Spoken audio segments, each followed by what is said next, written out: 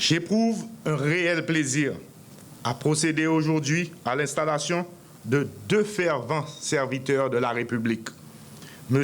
Joseph-André Gratien-Jean, ministre chargé des questions électorales, M. Erwil Gaspard, ministre chargé de la solidarité et des affaires humanitaires. Messieurs les ministres, votre nomination intervient à un moment critique de notre vie de peuple, où les défis sont nombreux, mais où les opportunités de changement et de redressement le sont tout autant. Monsieur le ministre Joseph-André Gratien-Jean, votre action s'inscrit dans l'un des chantiers les plus déterminants de la transition, selon les termes de l'accord du 3 avril 2024. L'organisation d'élections transparentes, honnêtes et crédibles. Pour le 7 février 2026, les nouveaux dirigeants issus des urnes prennent la commande de la barque nationale. Le peuple haïtien, après des années de crise, réclame un processus électoral digne. Cela nécessite une planification rigoureuse, une gestion impartiale et des décisions courageuses. Je vous invite à ce sens à travailler en étroite collaboration avec le Conseil électoral provisoire et nos partenaires internationaux de façon à assurer un cadre institutionnel fort et sécurisé dans lequel chaque citoyen, chaque citoyenne pourra exercer son droit de vote librement et en toute sécurité. Il vous incombe une responsabilité historique, celle de mettre à profit votre expertise pour que la voie qui nous conduit aux élections soit débroussaillée de manière harmonieuse. Nous devons collectivement tout mettre en œuvre pour garantir le succès du processus électoral qui est une étape cruciale vers la stabilité politique. Le renforcement de l'État de droit et le relèvement de notre pays. Il s'agit d'une opportunité historique pour restaurer la confiance du peuple haïtien dans ses dirigeants et les institutions démocratiques aujourd'hui dysfonctionnelles. Je compte sur votre leadership, votre savoir-faire et votre capacité. Je m'engage à vous fournir le soutien nécessaire pour que vous puissiez remplir cette mission sacro-sainte dans le seul objectif de réaliser des élections crédibles. Nous devons honorer cette promesse faite au peuple haïtien. C'est une obligation, un devoir patriotique. Quant à vous, M. Erwil Gaspard, ministre chargé de la solidarité et des affaires humanitaires, il est inutile de vous rappeler l'importance de votre mission qui s'entoure du label social et humanitaire. Vous êtes appelé à agir en faveur des plus vulnérables, particulièrement en ce temps de crise où des milliers de nos compatriotes sont contraints de fuir leur foyer en raison de la violence des gangs armés. D'une part et d'autre part, en regard à ces nombreux compatriotes déportés que nous accueillons par centaines. Dois-je souligner à votre attention que le gouvernement a placé au cœur de ses priorités l'engagement des populations en détresse. Cela implique une réponse d'urgence pour assurer la sécurité alimentaire, l'accès à des abris sûrs et aux soins de santé et un plan à court terme pour les réintégrer dans les conditions dignes de la personne humaine. Monsieur le ministre délégué à la solidarité et aux affaires humanitaires, je raffirme une fois de plus mon engagement ineffectible à répondre aux besoins des plus démunis. La fonction que vous occupez doit être le symbole de notre solidarité collective, un levier pour soulager les souffrances des plus vulnérables et une main tendue pour accompagner celles et ceux qui font face à des difficultés insurmontables. Nous ne pouvons ignorer la précarité dans laquelle vivent une grande partie de nos concitoyens, exposés aux crises économiques, environnementales et sociales. le ministre délégué à la solidarité et aux affaires humanitaires a pour mission de renforcer les actions de proximité, de mobiliser des ressources avec les partenaires et de coordonner des réponses efficaces face aux urgences sociales humanitaires. Nous devons travailler à bâtir un État qui protège ses citoyens, les plus fragiles, et les aide à retrouver leur dignité et leur autonomie. Votre ministère devra également renforcer les mécanismes de solidarité nationale en favorisant les synergies entre les secteurs publics et privés, en coordonnant des interventions humanitaires rapides et efficaces. Vous êtes l'incarnation de l'engagement du gouvernement à ne pas abandonner celles et ceux qui souffrent, à leur donner espoir et à les intégrer dans une perspective d'avenir plus juste, inclusif et surtout digne. Messieurs les ministres, le défi électoral et l'urgence humanitaire ne peuvent être relevés que si nous agissons de manière concertée, avec une vision commune et un sens aigu des responsabilités et de patriotisme, tout en vous appuyant sur les 5 grands chantiers du gouvernement qui doivent vous servir de boussole dans vos actions quotidiennes. Je vous invite, messieurs les ministres, à travailler avec dévouement, transparence et engagement du service à la population. Sachez que je serai toujours à votre écoute dans l'accomplissement de vos missions respectives. Je tiens à vous rappeler les 3 mots qui constituent le leitmotiv du gouvernement. Le temps presse. Il nous faut nous atteler à atteindre les objectifs de l'accord du 3 avril 2024, qui sont la sécurité nationale, le redressement économique, la conférence nationale et la question constitutionnelle, l'état de droit, les élections pour le renouvellement du personnel politique. Aujourd'hui, nous faisons le choix d'un avenir où la démocratie doit être rétablie et où la solidarité envers nos concitoyens les plus démunis doit être renforcée.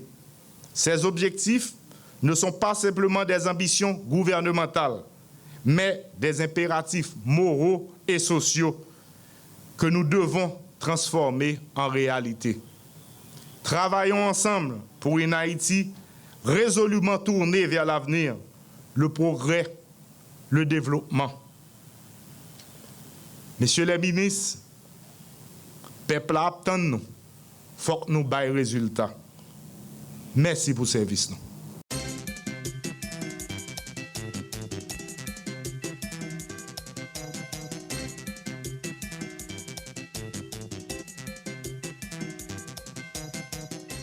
Le contexte de la transition socio-historique actuelle d'Haïti, en ce premier quart du XXIe siècle, est un appel à servir, rien d'autre qu'un appel à servir. Ainsi, ma nomination en date du 25 novembre 2025 par arrêté portant signature du Premier ministre, son Excellence Alix Didier Fils-Aimé, et du président du Conseil de transition, son Excellence Leslie Voltaire, au poste de ministre délégué auprès du Premier ministre en charge des questions électorales et constitutionnelles, se situe dans le cadre de la politique du Premier ministre de placer l'action gouvernementale dans une approche managériale publique de grave crise basée sur le principe d'appel à servir. Je dirais une approche socio-historique qui répond aux 2 principales préoccupations et 2 grands défis de la transition: sécurité et élection, et sans nul doute avec ces 3 préalables: conférence nationale, révision constitutionnelle, référendum constitutionnel. J'ai donc répondu à cet appel à servir. Je suis venu pour servir. Je vais servir. Et ceci sans rien attendre de son appel à servir. Mettons ensemble notre énergie pour servir. Servir, rien que pour servir, en vue de faire aboutir de manière pacifique et ordonnée la transition en passant sans détour ni retour par les chemins de la conférence nationale, la révision constitutionnelle, le référendum constitutionnel d'ici le premier trimestre 2025, devant conduire ainsi à la réalisation d'élections libres, inclusives et crédibles d'ici la fin de 2025. C'est donc au-delà de nos profondes divergences la seule voie salutaire pour doter le pays de nouveaux élus et de nouvelles élues à sa gouvernance le 7 février 2026, dont une nouvelle présidente élue ou un nouveau président élu. Mesdames, Messieurs, soyez rassurés et confiants que je suis venu pour servir. Et non pour dicter quoi faire et comment faire, ni réaliser non plus tout ça à moi seul et à moi seul à servir. Je ne suis qu'un pont entre les acteurs étatiques et non étatiques concernés par ces deux grands chantiers. Je ne suis et je le serai qu'un facilitateur, un catalyseur pour faire avancer la mise en œuvre, la réalisation et l'aboutissement de ces deux chantiers phares et ultimes de la transition. Ainsi, je réitérais ma franche, consensuelle et fructueuse collaboration au Premier ministre, son Excellence Alix Didier Fils-Aimé.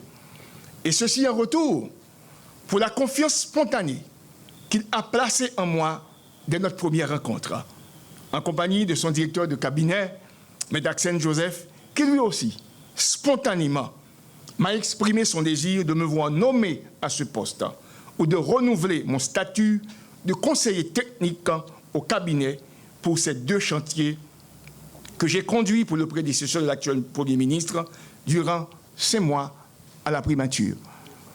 Et je dis merci au cadre de la primature et personnel pour l'accueil. J'exprime d'ores et déjà mes remerciements à celles et ceux qui vont faire partie de mon cabinet, dont des jeunes des deux sexes et des femmes. Mes remerciements vont également aux éventuels collaborateurs des secteurs vitaux de la transition et de la vie nationale, aux partenaires nationaux et internationaux. Ah oui, moi dis un gros merci déjà, dans moi qui pral venir là yo, bay samrele, jeune simaye la paix avec l'espoir, qui pral déployer dans 10 départements, communes, sections communales, quartiers, tout raccoin pays d'Haïti, sans distinction. C'est un gros travail de sensibilisation et d'éducation toute population pour impliquer dans la transition. Et ces jeunes filles et jeunes garçons vaillants qui a fait travail ça parce que c'est eux qui vont pour mener le pays dans 10 à 20 années qui venir là yo dans le 21e siècle ça qui c'est siècle pas yo. Jouet pour nous la jeunesse. Jouet pour femmes et jeunes femmes yo. Transition ça c'est un gros rendez-vous pour nous porter tout changement nous voulons dans la question reconnaître plus droit nous gagner à participer dans la question politique et électorale pays. Comme ça, dans l'assise conférence nationale yo, qui a pour faire dans 10 départements pays, dans le mois de janvier 2025, la cap vini, pour discuter sur ça qui mandait gros passer main dans la Constitution. Tant que sous Jean l'État et la société a doit marcher ensemble. Sous Jean relation pays d'Haïti doit avec l'autre pays dans le 21e siècle, ça, nous devons là. Dans la consultation, le travail sur la Constitution a fait, nous devons répondre présent.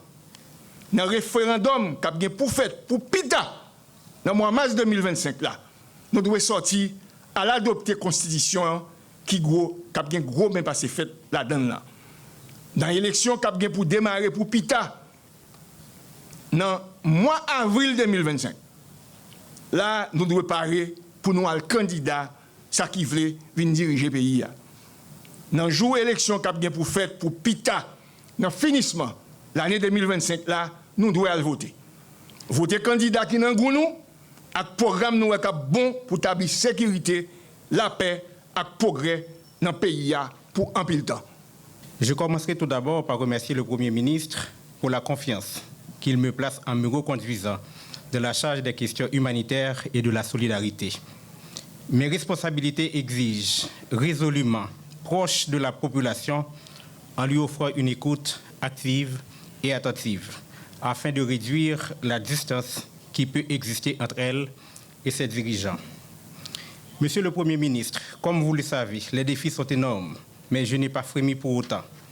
Avec le Conseil présidentiel de transition, la primature et le bureau du ministre délégué auprès du Premier ministre chargé de la solidarité et des affaires humanitaires, sommes résolument déterminés à faire revenir le soleil de l'espoir et de l'espérance dans les cœurs et les esprits. Nos démarches continueront à être marquées par une grande empathie. Il est temps que l'État montre son vrai visage humain. Même si il n'y a pas pitié, mais en pile volonté, avec détermination, nous avons fait une grosse différence pour faire la vie retourner fleurie dans le peuple haïtien.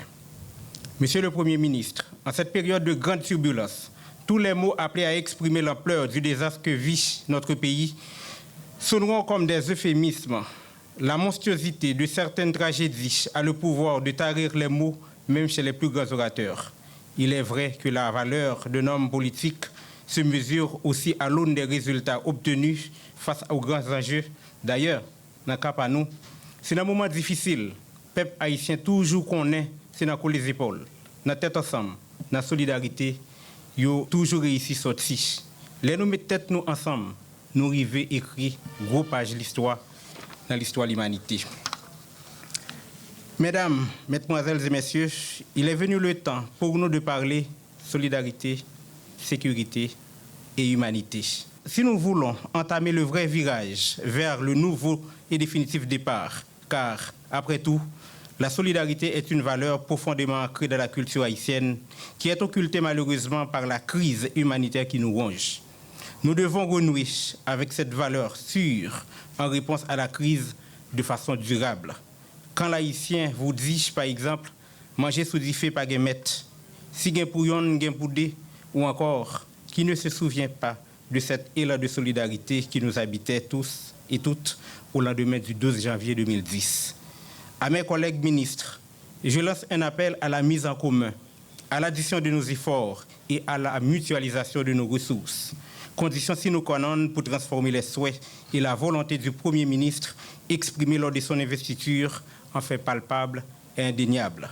Vous pouvez compter ou continuer à compter sur moi, chers membres du cabinet ministériel, sur ma disponibilité qui se veut totale et infatigable.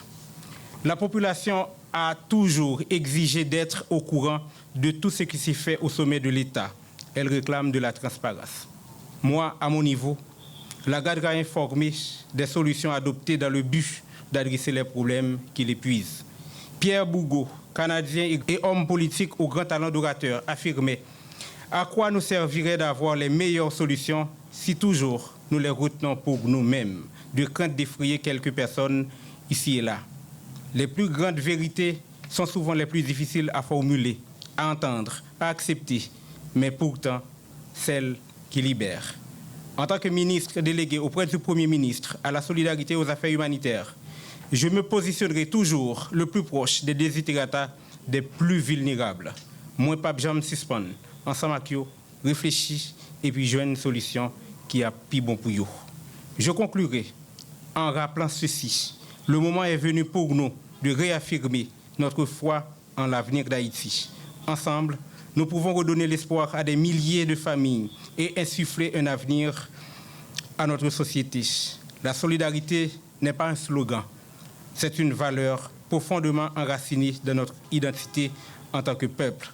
Alors, mesdames, mesdemoiselles et messieurs, soyons humanistes et vivons tous dans une plénitude de solidarité.